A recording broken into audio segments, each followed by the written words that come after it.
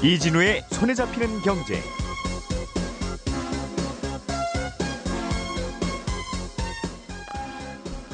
안녕하십니까, 이진우입니다. 손에 잡히는 경제가 뽑은 오늘의 숫자는 232조입니다.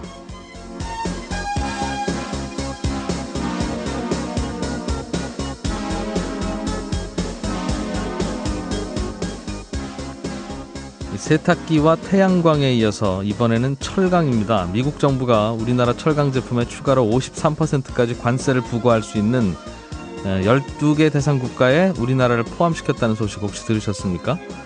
아직 확정되지는 않았지만 이번 조치의 근거가 미국의 무역확장법 232조입니다.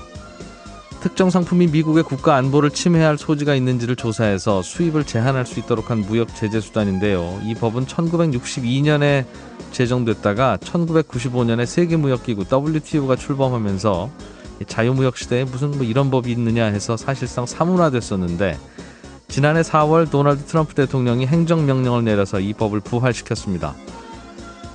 우리나라 일부 언론들은 이 소식을 전하면서 헤드라인을 이렇게 뽑았더군요. 일본만 빠지고 한국만 232조 고율 관세. 기사 제목만 보면 우리가 232조 원을 관세로 물게 된 것처럼 착각할 수도 있는데, 우리나라 대미 철강 수출액은 1년에 3조 5천억 정도니까 그렇게까지 될 수는 없고요. 이 미국의 무역 확장법 232조에 따라서 그렇게 됐다는 의미입니다. 아무튼 미국은 그동안 여러 차례 우리나라 철강 제품에 대한 수입 규제를 했는데 국가 안보를 내세워서 장벽을 치겠다는 그런 논리를 펼치는 건 이번이 처음입니다. 미국을 우방이라고 믿어온 우리로서는 좀 당혹스러운 표현과 조치일 수밖에 없는데요. 문제는 트럼프 대통령의 이런 거친 공세는 앞으로도 계속될 공산이 크다는 점이지요. 당분간 더욱 힘들어질 바깥 환경에 대한 정부와 기업의 전략과 대응이 절실한 시점 같습니다.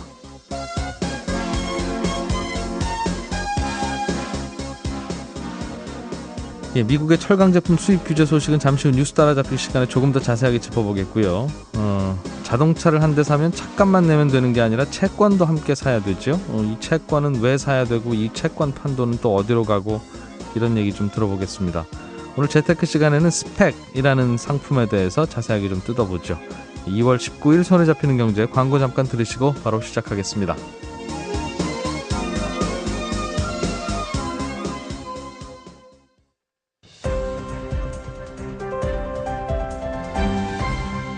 이진우의 손에 잡히는 경제.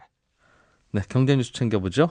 설 연휴에 푹 잘 쉰 것 같은 한국경제TV 김치현 기자 나오셨습니다. 어서 오십시오. 네, 잘 쉬었습니다. 복 많이 받으십시오. 네, 새해 복 많이 받으시고요. 한 해도 또 경제 뉴스들, 알찬 경제 뉴스들 잘 좀 전해주시기 바랍니다. 네, 열심히 하겠습니다. 예. 그런데 잘 쉬고 왔는데 이상한 소식이 하나 들어왔어요. 예. 이거 참 연휴 막바지에 우리 미국 정부죠? 미국 정부가 우리나라를 비롯한 12개 국가의 철강 제품에 대해서 53%의 관세를 현 상황에서 추가로도 물릴 수 있다, 이런 발표를 했네요. 그렇습니다. 이게 세 가지 안이 나온 건데요. 그중에 이 안에 이제 12개국, 우리나라가 포함된 12개국에 53%의 추가 관세를 물릴 수 있다, 이런 내용이 들어 있고요. 다른 것은 또 모든 국가를 대상으로 최소 24%의 관세를 부과하는 안도 지금 들어가 있고요. 네. 나머지 세 번째는 모든 국가를 대상으로 작년 대미 수출의 63% 수준의 쿼터를 설정한다. 그러니까 수출 물량을 조절하겠다. 이런 안 세 가지를 놓고 트럼프 대통령한테 선택해라라고 미국 상무부가 올렸다는 것이거든요. 그 세 개 중에 하나가 한국 등 12개국만 대상으로 관세를 무겁게 매기는 방법. 예. 또 있다는 거죠. 아니면 모든 나라를 대상으로 한 24% 정도 매기거나. 예. 그리고 뭐 아까 수입 물량 쿼터를 조절하거나. 하여간 미국으로 들어오는 철강 제품을 줄이긴 줄여야 되는데. 근데 요 세 가지에 우리나라 다 포함됩니다. 그렇긴 하겠죠. 그러니까 뭘 선택하든 우리나라가 포함된다는 것이고요. 가장 최악의 시나리오가 아까 말씀하신 53%의 관세를 부과하는 안은 12개의 특정 국가니까 네. 더 피해도 크고 관세도 굉장히 높아서 요걸 지금 더 두려워하고 있는 상황인 거죠. 예. 그런데 무역확장법 232조에 따라서 이런 조치를 내리겠다는 건데, 네. 이게 막 이래도 돼요? 앞서 이제 설명을 조금 나오네. 해주셨잖아요. 예. 그러니까 이게 1962년도에 만들어진 법인데요. 그러니까 국가 안보에 위협이 되는 상황이라고 판단이 된다라고 하면 그와 관련된 수출 품목이나 이런 것들과 관련돼서 여러 가지 조치를 미국이 할 수 있다라는 겁니다. 그래서 앞서 보시면 알겠지만 관세도 뭐 이게 특정 한도가 정해져 있지 않아요. 그러니까 자신들이 정할 수 있는 만큼 관세를 올릴 수도 있고요. 그리고 수입 제한 조치도 가능하고요. 그러니까 뭐든지 할 수 있다 이렇게 보시면 되기 때문에 네. 철강 부분에 대해서는 미국이 계속해서 뭐 여러 가지 뭐 트럼프 대통령의 발언 등을 통해서 자국 산업을 보호하겠다는 얘기를 계속 해온 상황이었지만 과연 이 철강 제품이 그러면 국가안보와 무슨 상관이 있느냐 이렇게 물으시는 분들이 있을 거예요. 그래서 굳이 따진다라고 하면 후판이라는 게 있거든요. 두꺼운 판? 예. 네. 그래서 이제 선박용에 들어가는 그래서 이제 군용 뭐 선박이나 이런 데 들어가는 후판 네. 이런 걸 굳이 갖다 붙이면 뭐 국가 안보 뭐 이거 관련이 있다 뭐 이렇게 보는 사람들도 있고요. 그러니까 무리하게 해석을 한다라고 하면 그다음에 또 하나는 이제 사실 미국이 지금 초점을 맞추고 있는 거는 말씀드린 후판은 아닙니다. 지금 강관이라 그래서요. 두꺼운 철판을 둥그렇게 만들어서 만든 송유관 같은 것들 있잖아요. 예. 커다란 파이프라고 보시면 되거든요. 이게 미리수가 굉장히 두껍고 근데 이게 중국에 굉장히 저가 공세로 해서 미국 시장을 잠식하고 있기 때문에 이 강관 쪽을 타겟으로 하고 있다라고 지금 얘기가 되고 있거든요. 그래서 미국이 셰일 오일 캘 때 이 강관, 철관을 많이 쓴다면서요? 그렇습니다. 그래서 이게 타겟이기 때문에 뭐 이것도 어떻게 보면 원유나 뭐 이런 시장과 관련이 있기 때문에 국가 안보 사안이다 뭐 이렇게 볼 수도 있는데 어쨌든 뭐 귀에 걸면 귀걸이 코에 걸면 코걸이 식의 뭐 법안인 거는 확실한 것 같습니다. 다만 이게 우리 입장에서 보면 그렇지만 또 미국 입장에서 보면 우리가 식량 안보에 대해서 주장할 때 네. 미국은 야, 그 너희 나라 저 식량 비싸게 나오는 거 우리한테 매달 사다 먹으면 그거 그냥 싸게 먹을 수 있는데 왜 그러니? 그럴 때 우리가 항상 내세우는 주장도 그거였잖아요. 언제까지 당신들이 싸게 줄 건데. 네네. 어느 날 갑자기 식량 가격 오르면 우리 국민들은 뭐 먹고 사느냐? 라는 논리로 그래도 우리가 최소한 먹고 살 만한 그것 되지도 않습니다만 그 식량은 우리가 만들어야 되니까 수입 제한 조치를 할래라고 하는 게 우리 논리였는데 미국은 이제 그걸 철강으로 한다는 거죠. 사실 뭐 그렇게 말씀하시면 우리는 이제 FTA나 이런 협상을 통해서 미국한테 양해를 구한 거잖아요. 네. 이건 열어줄 테니 자국 산업 보호를 위해서 농산물 정도는 조금 인정을 해달라라고 해서 서로 이제 인정하는 하에서 협정을 맺은 거고요. 예. 이거는 좀 일방적인 거죠. 그러니까 철강 같은 경우에는 미국이 자신들이 판단해서 야 이건 우리 자국 산업 보호라든지 아니면 안보와 관련된 거니까 그 품목도 자신들이 정하고 네. 거기에 관련된 관세나 뭐 이런 것들도 마음대로 정하는 거기 때문에 사실 해당 국가들 입장에서는 억울한 뭐 마음이 들 수밖에 없는 상황이고요. 지금 중국 같은 경우에는 굉장히 크게 반발했어요. 뭐 이렇게 한다라고 하면 우리도 상응하는 보복 조치를 할 것이다. 그리고 이해할 수 없는 조치다라고 지금 강하게 반발했는데 예. 우리는 중국만큼 또 그럴 수도 없는 상황이지 않습니까? 그렇겠죠. 지적하신 대로 왜 이렇게 나오느냐고 물으면 우리가 미국이니까 그렇다고 하는 거죠. 뭐 미국은. 억울하면 너희도 미국 해라 이제 이러는 네. 뜻 같은데. 세 가지 안을 고민하고 있는데 그중에 제일 우리에게는 아플 수 있는 안이 우리나라를 비롯한 12개 나라만 이 나라들이 그러니까 미국으로 철강 수출을 많이 하는 나라들이겠죠. 이 나라에게만 53% 이상의 관세를 부과하는 안인데 네네. 여기에 미국의 정작 철강을 많이 수출하는 캐나다나 일본은 빠졌다고. 그래서 그렇습니다. 야, 이게 자기들이랑 친한 나라는 봐주나 이제 이런 의심도 들고 있는데 명분은 뭡니까? 이 두 나라가 빠진 건? 지난해 기준으로 미국의 철강을 가장 많이 수출한 20개국을 뽑아보면은요. 캐나다가 1등이고요.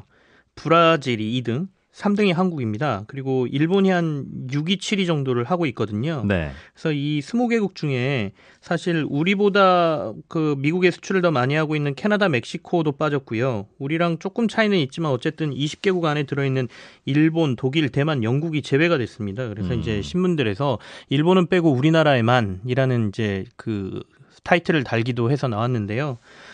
일단 통상 전문가들의 분석은 앞서 말씀드린 대로 제가 그 커다란 파이프 강관에 조금 이번 그 여러 가지 조치에 초점이 맞춰져 있다라고 얘기를 하는데 예. 대상이 이제 중국이라는 거죠. 주 대상은 중국인데 중국만 코 집어서 하기는 힘드니 관광 수출을 많이 하는 나라들을 엮어서 이제 하는 방식으로 하다 보니 우리나라가 거기에 포함됐다라는 것이에요. 그래서 예. 사실 앞서 말씀드린 일본이라든지 뭐 캐나다라든지 이런 곳은 이제 관광 수출은 많지가 않고요. 대부분 다른 조금 어떻게 말씀드릴까요? 하이브리드 관이라고 할까요? 조금 더 비싸고 고급 철강류를 수출하는 곳이다 보니 우리나라가 수출 품목이 비슷한 중국하고 같이 엮여서 도리어 큰 피해를 보고 있다라는 분석이 있고요. 네. 두 번째는 앞서 말씀하신 친한 나라를 뺐다. 이거하고도 약간 연결이 될 수가 있는데요. 미국이 철강과 관련돼서 보복 관세를 얘기한 거는 트럼프 대통령이 취임하자마자부터거든요. 그래서 지난 6월에 원래 미 상무부의 이 결과가 발표가 됐어야 되는데 네. 6개월 이상 연기가 됐습니다. 연기가 되면서 나온 얘기들이 사실 그와 관련된 얘기들이 꽤 나왔어요. 첫 번째는 이렇게 관세를 많이 물리면 이 철강을 사용하는 미국 산업이 더 위태로울 수 있다라는 게 이제 반대 논리였고요. 쉐일 오일 캐내는 업체들은 갑자기 파이프가 비싸게 사야죠. 들어오니까. 예, 그 문제가 있었고요.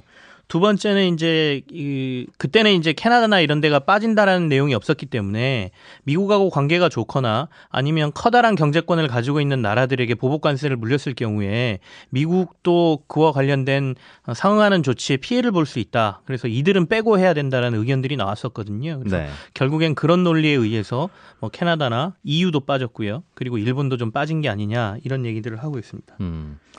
이럴 경우에 대응은 어떻게 합니까? 미국이 우리는 싫어. 아무튼 우리는 수입 안 할 거야. 이렇게 나오면 이제 우리도 그럼 미국 제품 안 살래 하는 거 말고는 없는 거죠. 그렇습니다. 사실 뚜렷한 대응 조치가 쉽지가 않습니다. 그러니까 결국에는 WTO 같은데 제소를 하거나 국제법에 호소하는 방법인데요.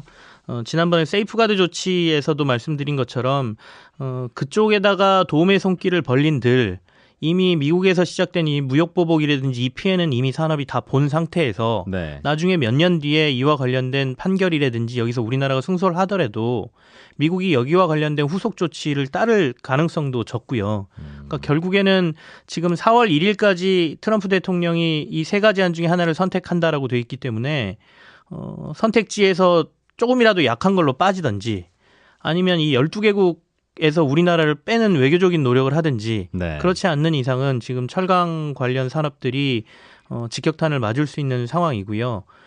두 번째는 이제 그렇다면 얼마나 큰 피해를 받을 것이냐의 문제인데 대형 업체들은 사실 피해가 좀 적을 것이다 이렇게 분석을 하고 있습니다. 포스코, 현대제철, 동국제강 이런 대형 철강사들은 예. 괜찮다고요? 왜요? 예, 특히 포스코 같은 경우에는 미국하고 50대 50으로 투자한 회사를 하나 가지고 있거든요. 그래서 조금 비껴나갈 것이다라는 전망. 그다음에 아까 강관 쪽에 주로 타겟이 맞춰졌다라고 말씀드렸는데 이들 회사들은 강관 수출이 거의 없습니다.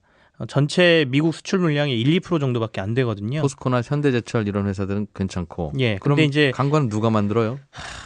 직접 언급을 드리면 세아제강이라든지 몇몇 넥스틸, 현대아이스코 이런 회사들이 강관을 주로 만들거든요. 예. 미국으로 수출 물량도 많고요. 그래서 지금 주식시장이나 이런 데서는 아무래도 강관 수출이 많은 업체들이 좀 영향이 클 것이다. 아직 근데 4월 1일 조치가 나오지 않았기 때문에 조금은 지켜봐야 될 상황인 것 같습니다. 하여튼 우리나라는 무역 가지고 싸우기만 하면 항상 우리나라가 불리하죠. 그러니까 중국하고 싸워도 싸우는 건데도 우리가 불리하고 미국하고 그렇습니다. 싸우게 돼도 네. 같이 싸우는데 우리가 불리하고. 인구가 정말 많아지거나 땅덩어리가 넓어지거나 EU처럼 한중일이 진짜 똘똘 뭉쳐서 하나의 경제권을 만들거나 네. 이러지 않는 이상 우리나라의 경제권이나 규모만 가지고 대응하기에는 사실 좀 한계가 크다라고 볼 수가 있겠죠. 글쎄요. 다른 얘기 좀 해보죠.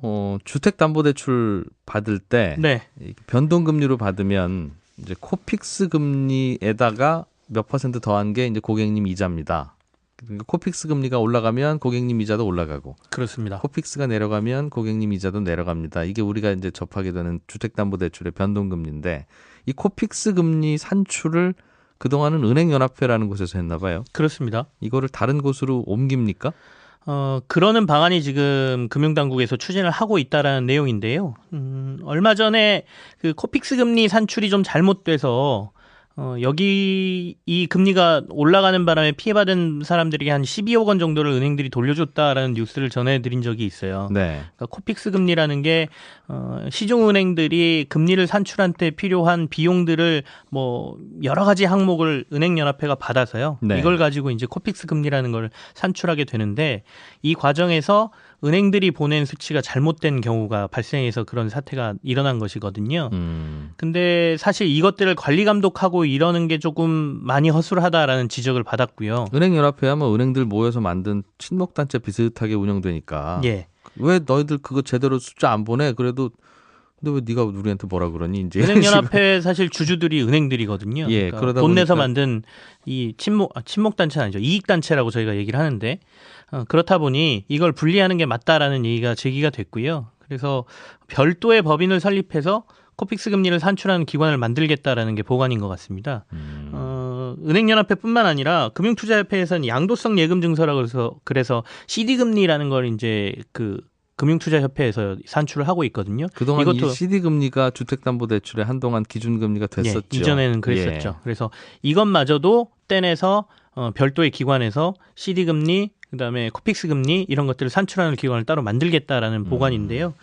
이미 해외에서는 이런 식으로 뭐 은행들이 모여서 만든 단체나 이런 데에서 금리를 내놓지는 않습니다. 흔히 뭐 영국이나 이런 데 보면 리보 금리 뭐 이런 거 있지 않습니까? 네. 산출하는 기관들이 따로 있기 때문에 그런 모델을 좀 따라가겠다. 그래서 조금 공정성, 금리의 공정성이나 이런 거를 높이겠다라는 의도인 것 같은데요. 이럴 경우에는 한 가지 문제가 발생합니다. 지금은 사실 이 금리를 사용하면서 코픽스 금리를 사용하면서 은행들이 여기에 대한 비용 지출을 안 해요. 이 금리를 그 은행연합회에서 산출하고 이 기준금리를 사용하는 데에 대한 비용 지출이 없거든요. 근데 만약 더하기 빼기하고 평균 내는 건데 뭘 그 비용이 들겠어요? 근데 별도 법인을 만들고 만약에 인원을 따로 쓰고 거기서 뭔가를 한다 그러면 예. 이 법인에서도 나름의 수익을 창출해야 되고 뭔가를 해야 되지 않습니까? 그래서 이 금리 산출과 관련된 비용을 받을 가능성이 높거든요. 실제로 아까 말씀드린 리보 금리나 이쪽 산출하는 데서는 네. 은행들에게 일부 비용을 받고 있습니다. 그래서 이제 금리 산출과 관련된 비용도 은행들이 지출해야 되는 상황이 발생할 수도 있습니다.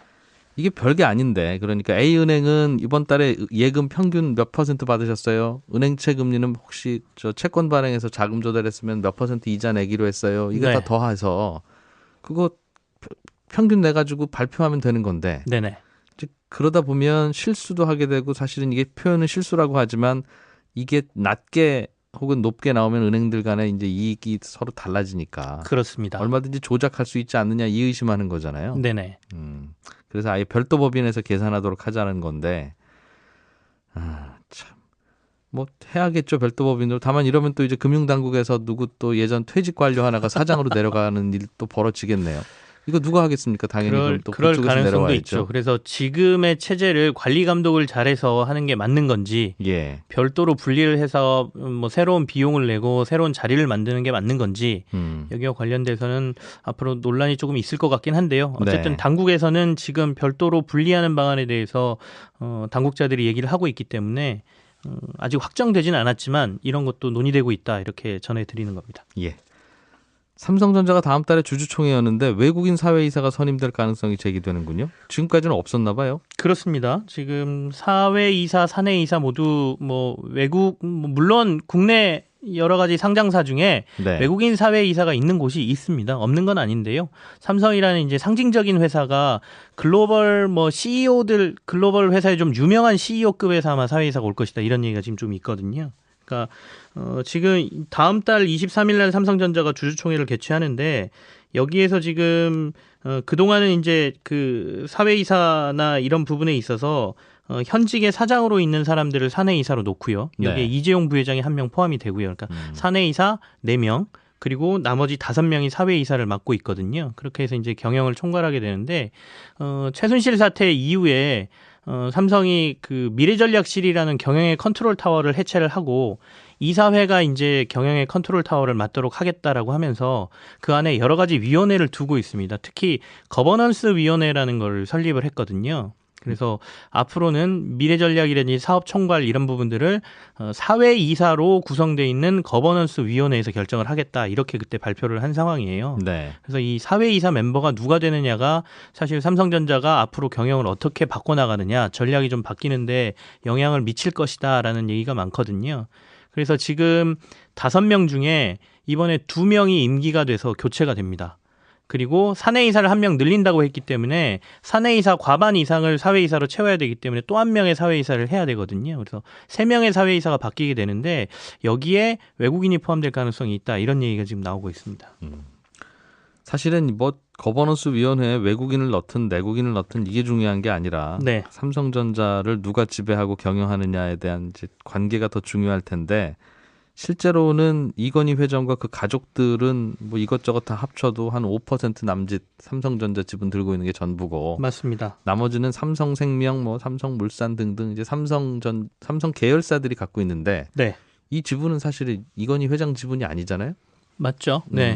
그러니까, 사실상 그 회사를 지배하고는 있습니다만 전체 지분은 이건희 회장 게 아니니까요. 네, 그렇긴 하나 그래서 이 부분에 대한 정리를 좀 해야 될 것 같은데 삼성생명의 지분이 계속 이건희 회장 우호 지분으로 남아 있어야 되느냐 이 문제가 지금 계속 관건이죠. 예, 그래서 이번에 삼성전자의 지배구조 개선안도 나올까가 관심인데요. 이미 김상조 공정거래위원장이 3월 중순 때까지 자발적인 지배구조안을 내놔라. 네. 그렇지 않으면 그 이후에 제재와 규제를 도입하겠다라고 지금 발언한 상태거든요. 더군다나 정치권에서 보험사가 계열사의 주식을 시장 가격을 기준으로 3%까지만 보유할 수 있는 법안을 지금 내놓은 상태예요. 개정안을 발의해 놓은 상태거든요.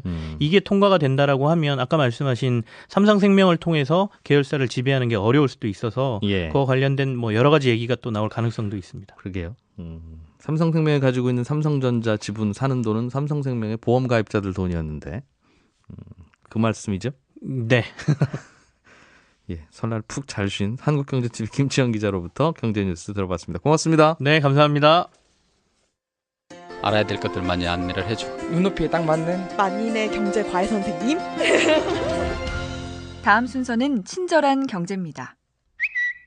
네, 오늘은 청취자 고가령 씨께서 뉴스에서 미국이 세이프가드를 발동했다는 얘기를 얼마 전에 들었는데 세이프가드라는 게 정확히 어떤 겁니까? 이런 질문을 주셨습니다. 이 세이프가드는 우리말로 번역하면 안전을 위한 가드, 장치라는 뜻이죠. 그 세이프가드 할 때 가드가 우리 저 보디가드 할 때 그 가드입니다. 그러니까 이 용어가 무역에서 쓰이면 역시 뭔가를 보호하기 위한 법적인 보호장치 이런 뜻일 텐데 예를 들어서 두 나라가 서로 우리 관세 매기지 말고 상대방 제품은 무관세로 수입도 하고 수출도 하도록 그렇게 하자 이렇게 한미 FTA 같은 협정을 맺었다고 쳐봐요. 근데 그렇게 하고 나니까 어느 한쪽 나라에서 수입품이 너무 많이 들어오더라. 그러면 한쪽에서는 야 이거 안 되겠다. 우리가 관세 협상 이거 잘못한 것 같은데 다시 관세를 매기는 쪽으로 원위치하자 이렇게 주장할 수 있겠죠.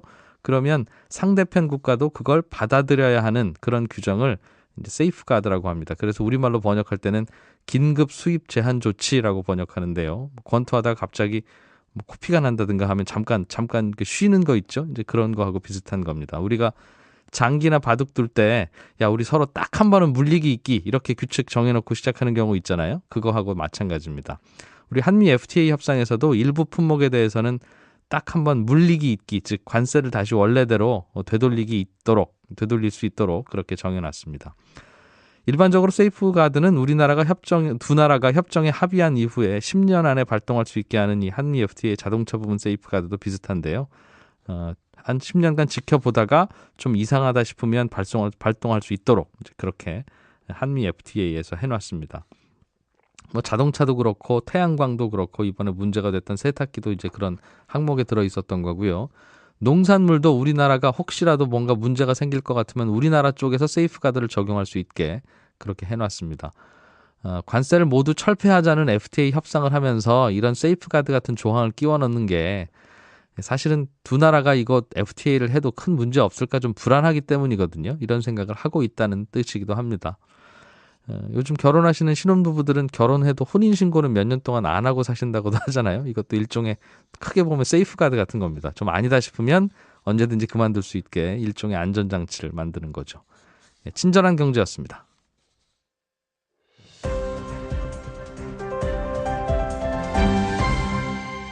경제를 생각하는 사람들의 즐거운 습관. 이진우의 손에 잡히는 경제.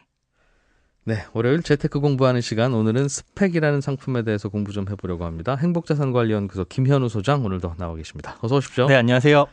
스펙이라고 하면 이건 취업할 때 이력서에 이것저것 그 스펙은 아닌 것 같고 네. 금융시장에서 말하는 스펙이라는 금융상품이 따로 있습니까? 금융상품이라고 보기엔 조금 뭐하고요. 주식회사라고 보시면 됩니다. 어떤 주식의 한 종류다라고 보시면 되는데 예. 그래서 스펙이라고 우리 한글로는 팩할 때 어이라고 검색하시면 보통 취업할 때 쓰는 스펙이 검색이 되고 네. 아이의 스펙으로 검색을 하시면 그 포털창에 그렇게 이제 쭉 종목들이 나옵니다.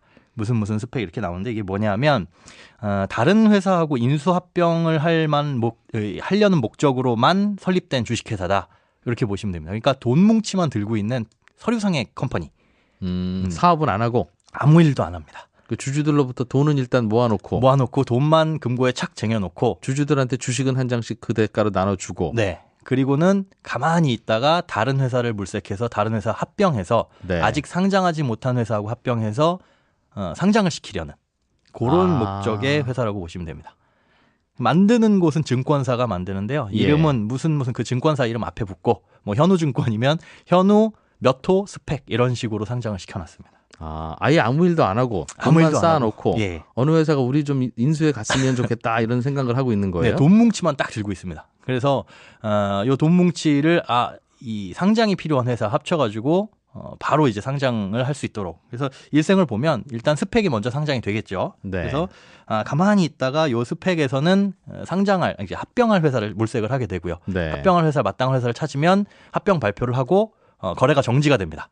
이 스펙은 그냥 보통 때는 2,000원 선에서 계속 거래가 되다가 합병 발표가 나면 이제 거래가 안 되게 돼 있어요. 네. 그리고 상장 심사가 끝나게 되면 이제 심사했더니 상장해도 됩니다라는 발표가 나게 되면 그때부터 거래가 다시 재개되고 그리고는 이름이 무슨 스펙에서 이제 그 회사 이름으로 바뀌는 이런 구조로 되어 있습니다. 그러니까 돈 뭉치가 모여 있는 회사가 예. 먼저 괜히 상장은 되어 있고 그렇죠.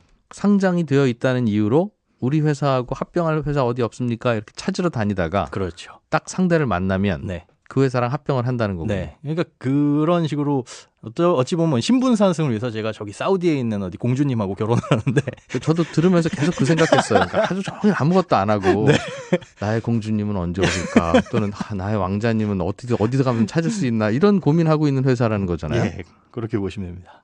아니 근데 이런 회사를 왜 허용해 줬습니까? 안 그래도 상장하기 어려운데 네. 이 회사는 돈 뭉치만 가지고 그냥 상장했다는 뜻이잖아요. 네, 맞습니다. 그러니까 굳이 그 스펙이라는 회사하고 바깥에 있는 회사들이 굳이 합병을 하는 것이고. 네, 어떻게 보면 이제 비상장 회사들의 상장할 수 있는 기회가 하나가 더 있는 거죠. 뭐 직상장을 하는 게 과거에는 좀 까다로웠는데 요즘에는 이 스펙을 통한 상장보다 좀 쉬워졌다라고는 하지만은 사실은 기업이 상장하려는 목적이 네. 뭐 지분을 나눠 갖는 입장에서는 대주주 입장에서는 별로 좋지가 않잖아요. 회사의 오너 입장에선. 그런데 상장했다라는 것만으로도 어떤 공신력을 얻을 수 있고 또한 투자 자금을 모으기가 쉬우니까 그리고 스펙에서는 돈 뭉치를 들고 있는 것이기 때문에 상장하자마자 돈이 생기네요. 동시에 그렇죠. 회사 입장에서. 예, 회사 입장에서는 아주 쉽게 돈이 생긴다라고 보시면 됩니다. 그러니까 예를 들면 제가 총각 때 예. 제가 모아놓은 돈이 1억이 있습니다. 네. 저 데리고 가서 사실 여자분 손 드세요. 그럼 일단 1억이 생기시는 겁니다. 그러네. 그 느낌인 거네요. 네. 그러니까. 근데 이 스펙은 가지고 있는 돈이 1억 정도는 아니고 보통 지금 상장되어 있는 거 보니까 한 적게는 65억에서 많게는 한 270억 정도. 네. 그렇게 상장되어 있는 기업 치고는 그렇게 큰 돈은 아니지만 비상장 회사와 비슷한 수준의 자금을 갖고 있다 이렇게 보시면 되죠. 그러니까 어차피 장외에 있는 아직은 상장되지 않은 유망한 기업 입장에서는 네. 우리가 그냥 독자적으로 상장 심사를 받고 상장을 해서 네. 그냥 개인 투자자들에게 한 60억을 조달을 할까? 네. 아니면 기왕 60억 저기 모여 있다고 하니 저 회사랑 합병해서 올라갈까? 결과는 똑같으니까. 그렇죠. 그 얘기군요. 알겠어요. 뭐 허용을 했다고 하니까 이런 게 있다는 건 알겠는데 네. 그럼 이 스펙에 우리가 투자를 할 수 있다는 거 아니겠습니까? 그렇죠.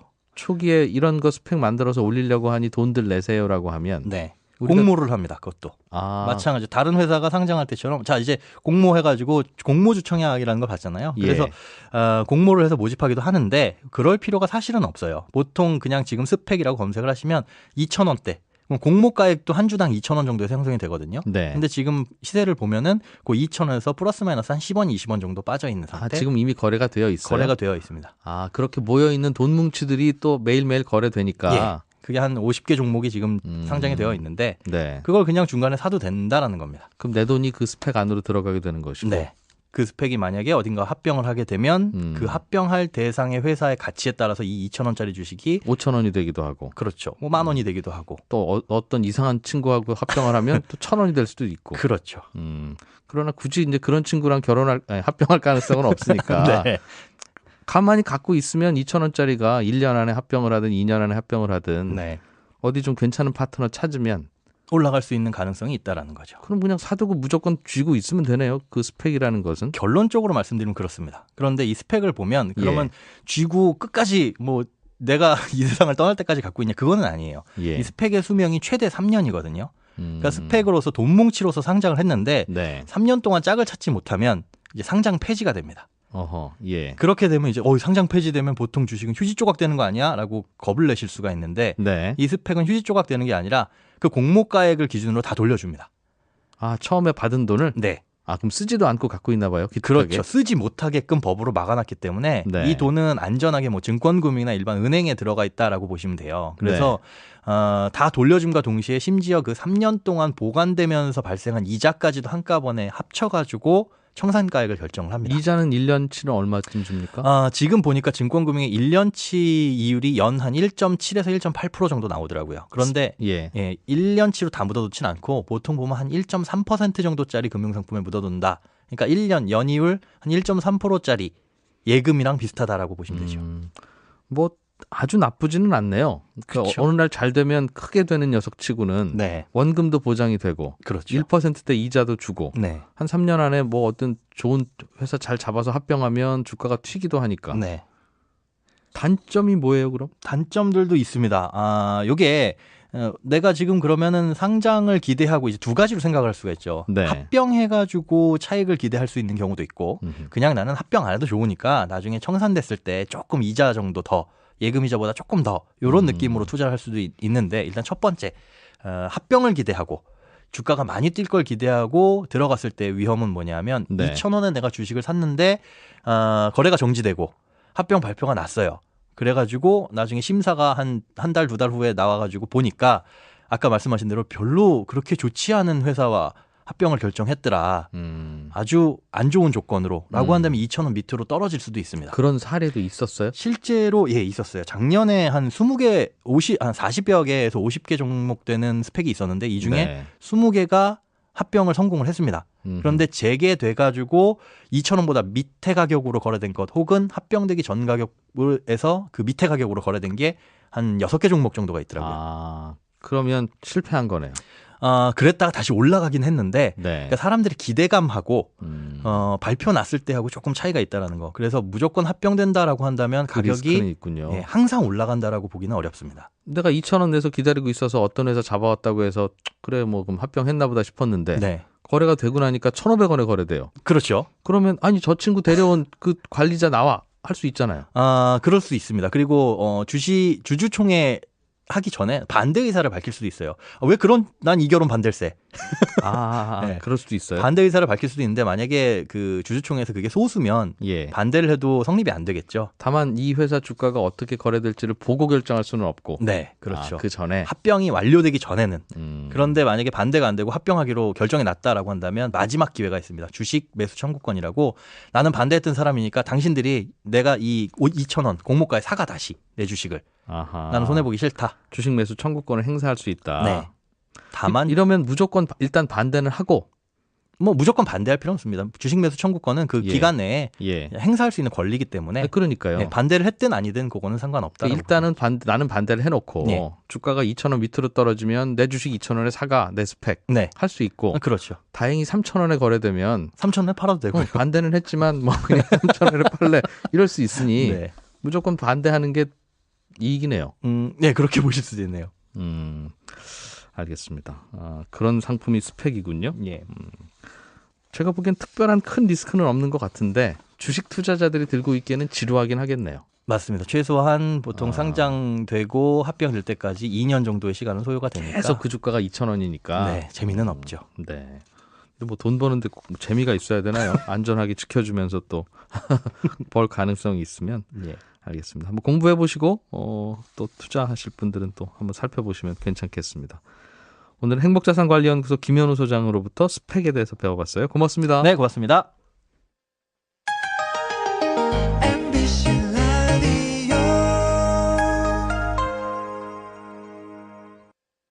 오토타임즈 권영주 기자와 함께 자동차 이야기 들어봅니다. 어서 오십시오. 네, 안녕하세요.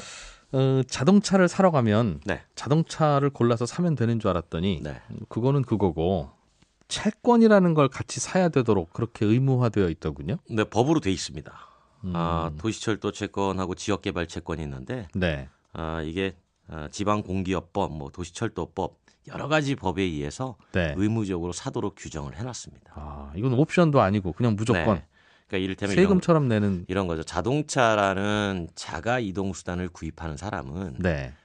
여러 가지 도로도 이용을 해야 되고 그 도로 이용하는 시설물은 결국은 지역 자치단체들이 투자하고 개발을 하는 것이니 지자체가 돈 내서 깐 도로니 그렇죠. 거기에 대한 일종의 개발 공적 자금 뭐 이런 성격으로 부담을 의무구입을 해라. 이런 얘기죠.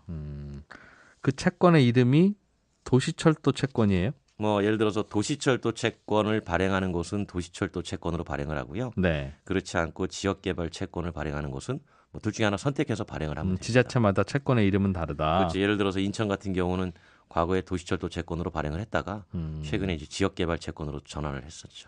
도시철도 채권으로는 사실은 이 돈 모아서 지하철 까는 그렇죠. 걸 텐데 네, 그렇게 보면 되죠. 자가용 사는 분들은 나는 앞으로 지하철 이용할 일이 더 없어질 텐데 왜 내가 이 돈 내냐 할 수는 있지만 네. 지하철 자꾸 까는 이유가 또 자가용 타는 분들이 너무 많아져서 도로 붐비니까 까는 거니까 뭐 그런 것도 있죠. 설명은 되겠네요. 여러 가지 공공의 이익을 위해서 알겠어요. 일단은 빌려간다 예. 이렇게 보시면 됩니다. 그러면 예를 들면 차값이 1,000만 원인 자동차를 샀다. 네. 그럴 때 사야 하는 채권과 네. 1억짜리 자동차를 샀다 할 네. 때 사야 하는 채권은 금액이 다르겠죠? 아니죠. 금액은 다르지만 비율은 네. 똑같습니다. 무슨 얘기냐면 예. 배기량에 따라서 조금 조정이 되고요. 그다음에 이제 가격은 크게 제한이 없습니다. 그러니까 예를 들어서 같은 2000cc 이상이라도 네. 1억 원짜리 차면 서울시 같은 경우는 20%의 채권을 사야 되고요. 그 1억짜리 차를 사면 2천만 2천만 원어치의 원어치를 채권을 사야 사야 된다. 예, 그리고 이제 1,000만 원짜리 자동차라면 똑같이 20% 이제 200만 원어치 사야 되는 거죠. 금액의 차이만 있을 뿐이고 적용되는 비중은 똑같죠. 그 비싼 차를 살 때는 사야 되는 채권의 양도 많고. 당연히 그렇죠. 세금 이게- 늘어나듯이요. 알겠습니다. 이 채권이라고 하니까 그러면 배기량에 따라서 다르게 낸다고요? 예, 배기량에 따라서 다르게 내기도 합니다. 그러니까 예를 들어 1600cc 미만, 뭐 2000cc 미만, 그리고 2000cc를 넘는 차 이렇게 3단계로 구분해서 네. 뭐 6%, 8%, 12%를 적용하는 자치단체도 있고. 자치단체마다 그럼 채권을 사야 되는 금액이 다른가 봐요? 그렇죠. 왜냐하면 이건 이제 조례로 규정을 해놨습니다. 예. 그러니까 도시철도나 지역개발 채권을 의무적으로 구입하도록 한 것은 법에 의한 사항인데 그 얼마를 부과할지는 네. 각 자치단체별로 정하시오라고 했고요. 아, 그래요? 예, 그래서 자치단체별로 이 조례에 따라서 적용하는 비중이 다 다릅니다. 그러면 똑같은 자동차를 샀어도 네, 서울에서 샀으면 채권을 얼마치 사야 되는데 네, 수원이나 인천에서 샀으면 좀 더 채권을 더 많이 사야 될 수도 있고 적게 사도 될 수도 있고. 그렇죠. 서울이 일단 지금 가장 많은 의무 구입 비율을 갖고 있기 때문에 예. 서울보다 다른 지방에서 자동차를 구입해서 등록하시는 분들이 채권을 의무적으로 구입하는 금액이 상당히 적다는 거네요. 적죠. 알겠어요. 네. 채권이라고 하니까 이거는 들고 있으면 국가에서 원금도 주고 이자도 준다는 뜻이잖아요. 네, 줍니다. 그러면 그게 국가에 내는 세금이 아니라 네, 일종의 투자 상품이네요. 투자 상품이죠. 그런데 이제 투자할 만한 가치가 있느냐를 보는 거죠. 이게 저 금리가 네. 5년 최소 5년 이상을 보유해야 되고요. 예. 1.5%입니다. 아, 매년 주는 이자가 예, 그러니까 예금 이자보다 적기 때문에 이거를 과연 5년 동안 보유할 가치가 있느냐를 따져보는 거죠. 그러니까 네. 통상 자동차 살 때 우리가 보면 채권을 구입해서 바로 그냥 할인해서 되팔아버리는 판매율. 네. 그게 우리가 평소 업계에서 추산하기로 87% 정도까지 봅니다. 그러니까 나머지 13% 자동차 구매자만 보유를 하고요. 그 외에 80%가 넘는 사람들은 바로 되팔아서 거기서 돈을 확보해서 차값 지불하는데 같이 쓴다는 거죠. 아, 그러니까 이거는 얼마치 채권을 사야 됩니다라고 하는 건 자동차 영업사원이 알아서 알려줄 텐데 네, 그 채권을 정말 그 돈 주고 사서 서랍 안에 보관하는 분도 있고 네 있죠. 어차피 원금도 주고 이자도 주는 건데 왜? 라고 생각하고 그렇죠. 네.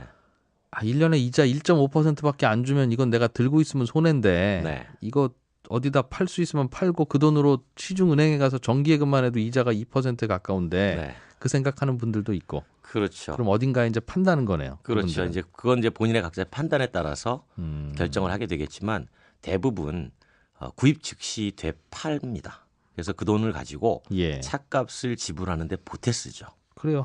차값의 5분의 1 정도를 서울 같은 경우에는 채권으로 사야 되면 네. 돈이 부족해서라도 얼른 팔아야 되겠네요. 그렇죠. 어디 가서 팝니까? 예를 들면 그 그 영업사원들한테 예. 얘기를 하면요. 예. 알아서 은행 가서 다 팔아줍니다. 그럼 사들이는 쪽은 은행이에요? 사들인 쪽도 이제 뭐 그렇게 보시면 되고요. 그 파는 건 왜 파는지는 알겠어요. 네. 이자가 얼마 안 되니까. 사는 쪽은 굳이 그거 왜 삽니까?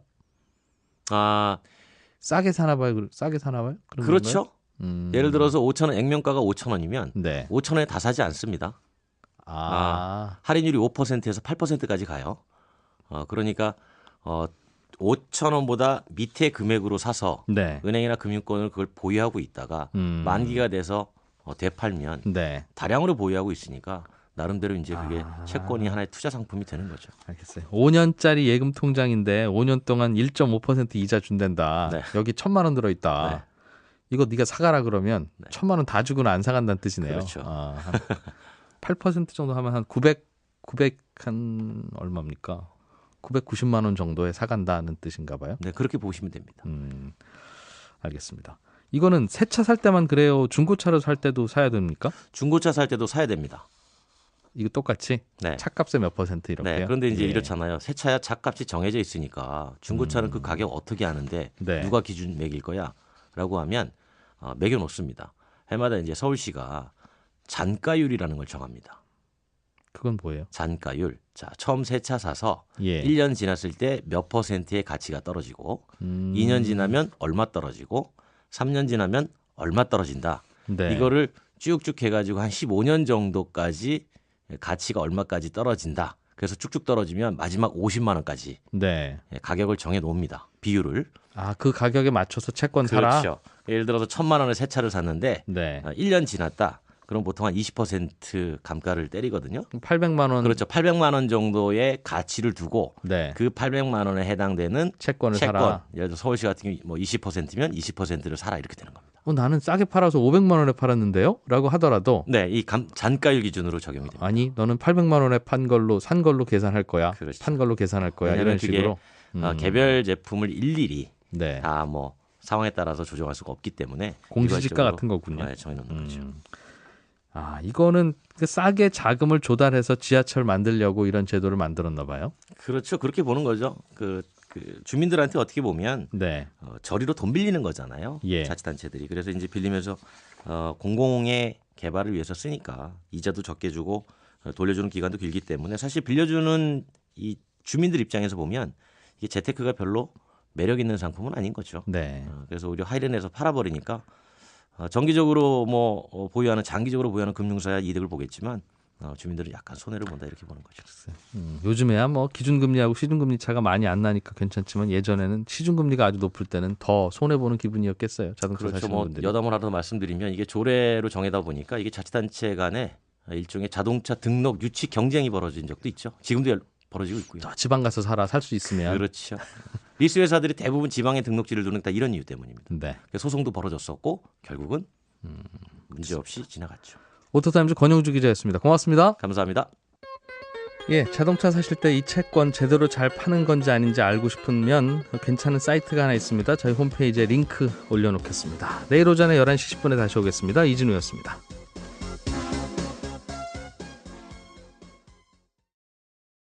미국이 철강과 관련돼서 보복 관세를 얘기한 거는 트럼프 대통령이 취임하자마자부터거든요. 그래서 지난 6월에 원래 미 상무부의 이 결과가 발표가 됐어야 되는데 네. 6개월 이상 연기가 됐습니다. 연기가 되면서 나온 얘기들이 사실 그와 관련된 얘기들이 꽤 나왔어요. 첫 번째는 이렇게 관세를 많이 물리면 이 철강을 사용하는 미국 산업이 더 위태로울 수 있다라는 게 이제 반대 논리였고요. 쉐일 오일 캐내는 업체들은 갑자기 파이프가 비싸게 사야죠. 들어오니까. 예, 그 문제가 있었고요.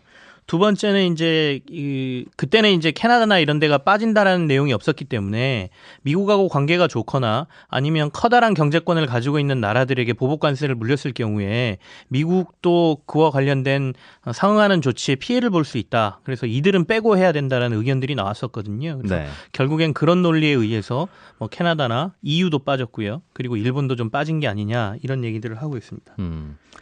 이럴 경우에 대응은 어떻게 합니까? 미국이 우리는 싫어. 아무튼 우리는 수입 안 할 거야. 이렇게 나오면 이제 우리도 우리도 그럼 미국 제품 안 살래 하는 거 말고는 없는 거죠. 그렇습니다. 사실 뚜렷한 대응 조치가 쉽지가 않습니다. 그러니까 뭐 결국에는 WTO 같은데 제소를 하거나 국제법에 호소하는 방법인데요. 지난번에 세이프가드 조치에서도 말씀드린 것처럼 그쪽에다가 도움의 손길을 벌린들 이미 미국에서 시작된 이 무역보복이라든지 이 피해는 이미 산업이 다 본 상태에서 네. 나중에 몇 년 뒤에 이와 관련된 판결이라든지 여기서 우리나라가 승소를 하더라도 미국이 여기와 관련된 후속 조치를 따를 가능성도 적고요. 그러니까 결국에는 지금 4월 1일까지 트럼프 대통령이 이 세 가지 안 중에 하나를 선택한다라고 돼 있기 때문에 선택지에서 조금이라도 약한 걸로 빠지든지 아니면 이 12개국에서 우리나라를 빼는 외교적인 노력을 하든지 네. 그렇지 않는 이상은 지금 철강 관련 산업들이 직격탄을 맞을 수 있는 상황이고요. 두 번째는 이제 그렇다면 얼마나 큰 피해를 받을 것이냐의 문제인데 대형 업체들은 사실 피해가 좀 적을 것이다 이렇게 분석을 하고 있습니다. 뭐 포스코, 현대제철, 동국제강 이런 대형 철강사들은 예. 괜찮다고요? 왜요? 예, 특히 포스코 같은 경우에는 미국하고 50대 50으로 투자한 회사를 하나 가지고 있거든요. 그래서 조금 비껴나갈 것이다라는 전망. 그다음에 아까 강관 쪽에 주로 타겟이 맞춰졌다라고 말씀드렸는데 이들 회사들은 강관 수출이 거의 없습니다. 전체 미국 수출 물량의 1, 2% 정도밖에 안 되거든요. 포스코나 현대제철 이런 회사들은 괜찮고. 예, 그럼 근데 이제 강관은 누가 만들어요? 직접 언급을 드리면 세아제강이라든지 뭐 몇몇 넥스틸, 현대아이스코 이런 회사들이 강관을 주로 만들거든요. 예. 미국으로 수출 물량도 많고요. 그래서 지금 주식시장이나 이런 데서는 아무래도 강관 수출이 많은 업체들이 조금 영향이 클 것이다. 아직 근데 4월 1일 조치가 나오지 않았기 때문에 조금은 지켜봐야 될 상황인 것 같습니다. 하여튼 우리나라는 무역 가지고 싸우기만 하면 항상 우리나라가 불리하죠. 그러니까 중국하고 싸워도 싸우는 건데도 우리가 불리하고 미국하고 그렇습니다. 싸우게 돼도 네. 같이 싸우는데 우리가 불리하고. 인구가 정말 많아지거나 땅덩어리가 넓어지거나 EU처럼 한중일이 진짜 똘똘 뭉쳐서 하나의 경제권을 만들거나 네. 이러지 않는 이상 우리나라의 경제권이나 규모만 가지고 대응하기에는 사실 좀 한계가 크다라고 볼 수.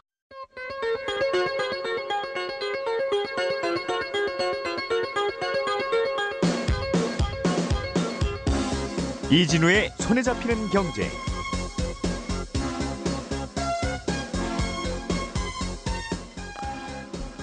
안녕하십니까, 이진우입니다. 손에 잡히는 경제가 뽑은 오늘의 숫자는 232조입니다.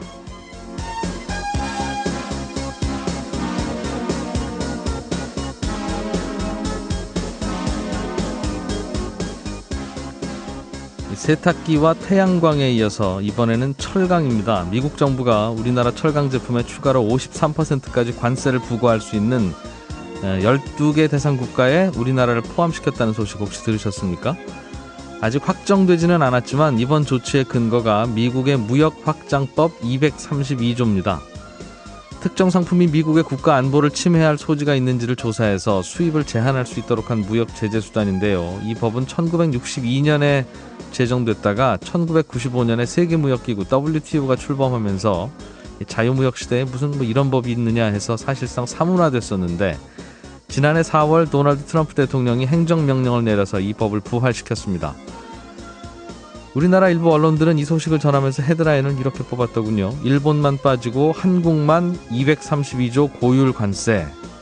기사 제목만 보면 우리가 232조 원을 관세로 물게 된 것처럼 착각할 수도 있는데 우리나라 대미 철강 수출액은 1년에 3조 5천억 정도니까 그렇게까지 될 수는 없고요. 이 미국의 무역 확장법 232조에 따라서 그렇게 됐다는 의미입니다. 아무튼 미국은 그동안 여러 차례 우리나라 철강 제품에 대한 수입 규제를 했는데 국가 안보를 내세워서 장벽을 치겠다는 그런 논리를 펼치는 건 이번이 처음입니다. 미국을 우방이라고 믿어온 우리로서는 좀 당혹스러운 표현과 조치일 수밖에 없는데요. 문제는 트럼프 대통령의 이런 거친 공세는 앞으로도 계속될 공산이 크다는 점이지요. 당분간 더욱 힘들어질 바깥 환경에 대한 정부와 기업의 전략과 대응이 절실한 시점 같습니다.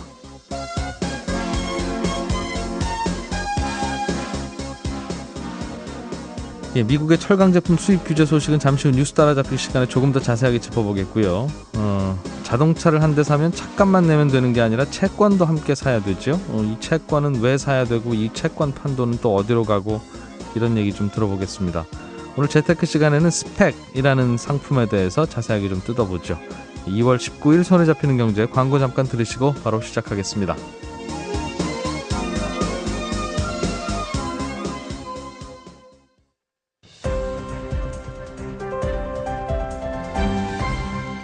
이진우의 손에 잡히는 경제. 네, 경제 뉴스 챙겨보죠. 설 연휴에 푹 잘 쉰 것 같은 한국경제TV 김치현 기자 나오셨습니다. 어서 오십시오. 네, 잘 쉬었습니다. 복 많이 받으십시오. 네, 새해 복 많이 받으시고요. 한 해도 또 경제 뉴스들, 알찬 경제 뉴스들 잘 좀 전해주시기 네, 열심히 바랍니다. 하겠습니다. 예.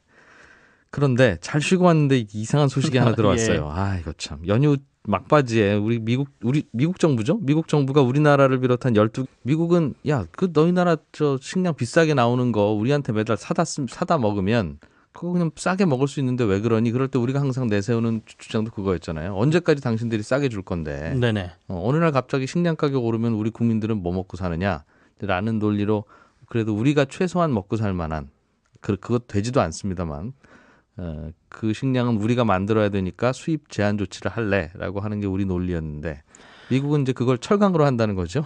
사실 뭐 그렇게 말씀하시면 우리는 이제 FTA나 이런 협상을 통해서 미국한테 양해를 구한 거잖아요. 네. 이건 열어줄 테니 자국 산업 보호를 위해서 농산물 정도는 조금 인정을 해달라라고 해서 서로 이제 인정하는 하에서 협정을 맺은 거고요. 예.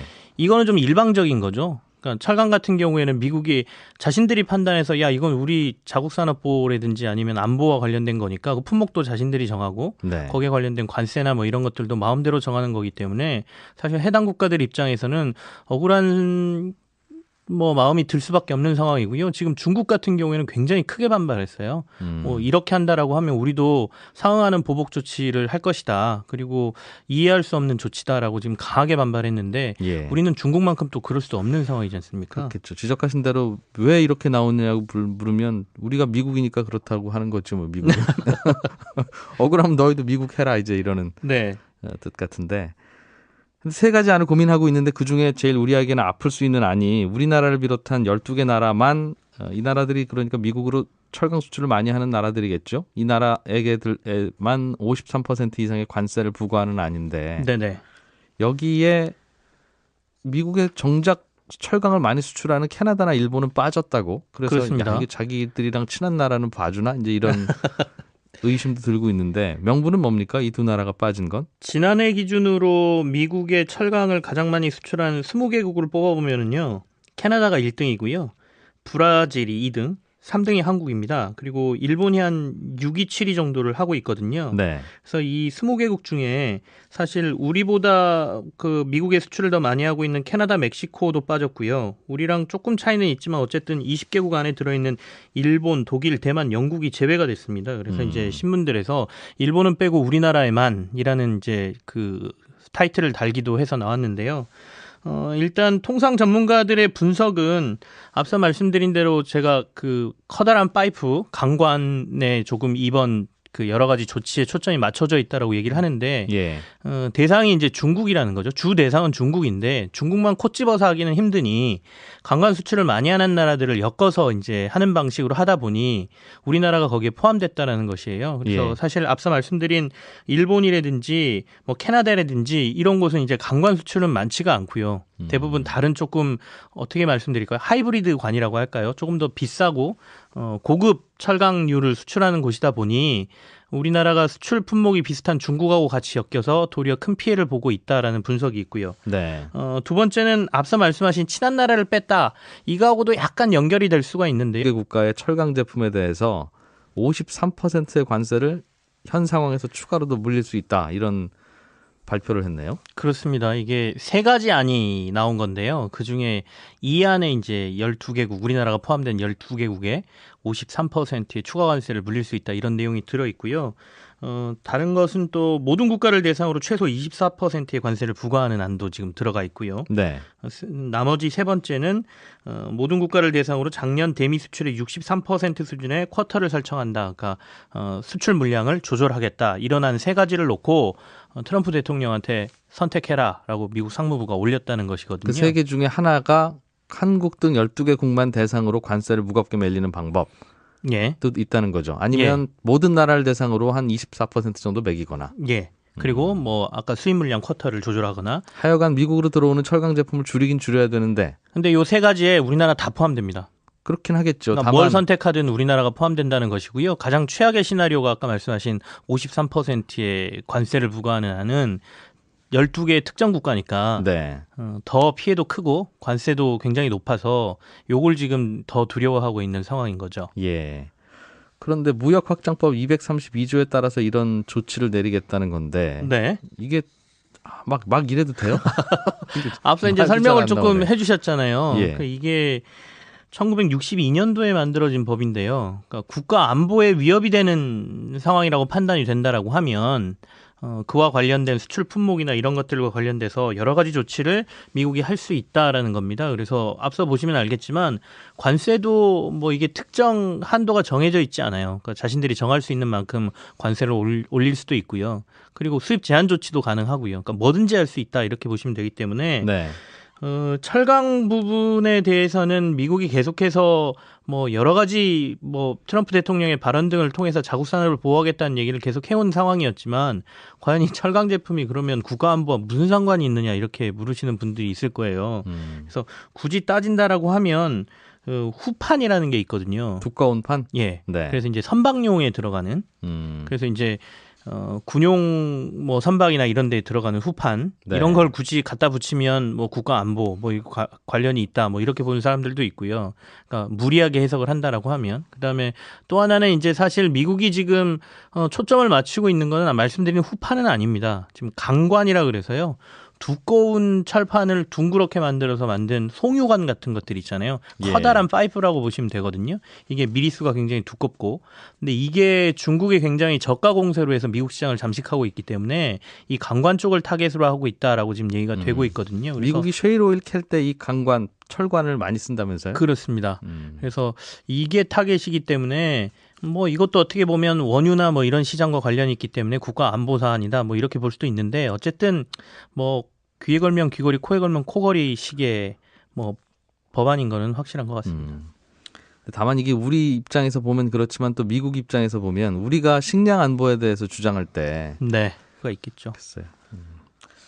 다른 얘기 좀 해보죠. 주택담보대출 받을 때 네, 변동금리로 받으면 이제 코픽스 금리에다가 몇 퍼센트 더한 게 이제 고객님 이자입니다. 그러니까 코픽스 금리가 올라가면 고객님 이자도 올라가고 그렇습니다. 코픽스가 내려가면 고객님 이자도 내려갑니다. 이게 우리가 이제 접하게 되는 주택담보대출의 변동금리인데 이 코픽스 금리 산출을 그동안은 은행연합회라는 곳에서 했나 봐요. 그렇습니다. 이거를 다른 곳으로 옮깁니까? 그러는 방안이 지금 금융당국에서 추진을 하고 있다라는 내용인데요. 얼마 전에 그 코픽스 금리 산출이 좀 잘못돼서 여기 이 금리가 올라가는 바람에 피해받은 사람들에게 한 12억 원 정도를 은행들이 돌려줬다라는 뉴스를 전해드린 적이 있어요. 네. 그러니까 코픽스 금리라는 게 시중은행들이 금리를 산출한 때 필요한 비용들을 뭐 여러 가지 항목을 은행연합회가 받아서요. 네. 이걸 가지고 이제 코픽스 금리라는 걸 산출하게 되는데 이 과정에서 은행들이 보낸 수치가 잘못된 경우가 발생해서 그런 사태가 일어난 것이거든요. 근데 사실 이것들을 관리 감독하고 이러는 게 조금 많이 허술하다라는 지적을 받았고요. 은행연합회야 뭐 은행들 모여서 만든 친목단체 비슷하게 운영되니까 예. 왜 너희들 그거 제대로 숫자 안 보내? 그래도 근데 왜 네가 우리한테 뭐라 그러니? 이제 은행연합회 사실 주주들이 은행들이거든요. 예, 그러니까 그러다 돈 내서 보니까 만든 이 친목단체는 아니죠. 이익단체라고 저희가 얘기를 하는데 그렇다 보니 이걸 분리하는 게 맞다라는 얘기가 제기가 됐고요. 그래서 별도의 법인을 설립해서 코픽스 금리를 산출하는 기관을 만들겠다라는 게 보관인 것 같습니다. 은행연합회뿐만 아니라 금융투자협회에서는 양도성 예금 증서라고 그래서 CD 금리라는 걸 이제 그 금융투자협회에서 산출을 하고 있거든요. 그동안 이것도 이 CD 금리가 주택담보대출의 한동안 기준금리가 됐었죠. 예, 이전에는 그랬었죠. 그래서 이것마저도 떼내서 별도의 기관에서 CD 금리, 그다음에 코픽스 금리 이런 것들을 산출하는 기관을 따로 만들겠다라는 보관인데요. 이미 해외에서는 이런 식으로 뭐 은행들이 모여서 만든 단체나 이런 데에서 금리를 내놓지는 않습니다. 흔히 뭐 영국이나 이런 데 보면 리보 금리 뭐 이런 거 있지 않습니까? 네. 산출하는 기관들이 따로 있기 때문에 그런 모델을 좀 따라가겠다. 그래서 조금 공정성, 금리의 공정성이나 이런 거를 높이겠다라는 의도인 것 같은데요. 이럴 경우에는 한 가지 문제가 발생합니다. 지금은 사실 이 금리를 사용하면서 코픽스 금리를 사용하면서 은행들이 여기에 대한 비용 지출을 안 해요. 이 금리를 그 은행연합회에서 산출하고 이 기준금리를 사용하는 데에 대한 비용 지출이 없거든요. 근데 만약 더하기 빼기하고 평균 내는 건데 뭘 그 비용이 들겠어요. 근데 별도 법인을 만들고 만약에 인원을 따로 쓰고 거기서 뭔가를 한다 그러면 예. 이 법인에서도 나름의 수익을 창출해야 되고 뭔가를 해야 되지 않습니까? 그래서 이 금리 산출과 관련된 비용을 받을 가능성이 높거든요. 실제로 아까 말씀드린 리보금리나 이쪽 산출하는 데서는 네. 은행들에게 일부 비용을 받고 있습니다. 그래서 이제 금리 산출과 관련된 비용도 은행들이 지출해야 되는 상황이 발생할 수도 있습니다. 이게 별게 아닌데 그러니까 A은행은 이번 달에 예금 평균 몇 % 받으셨어요? 은행채 금리는 혹시 저 채권 발행해서 자금 조달했으면 몇 % 이자 내기로 했어요? 이거 네. 다 더해서 그거 평균 내가지고 발표하면 되는 건데 네네.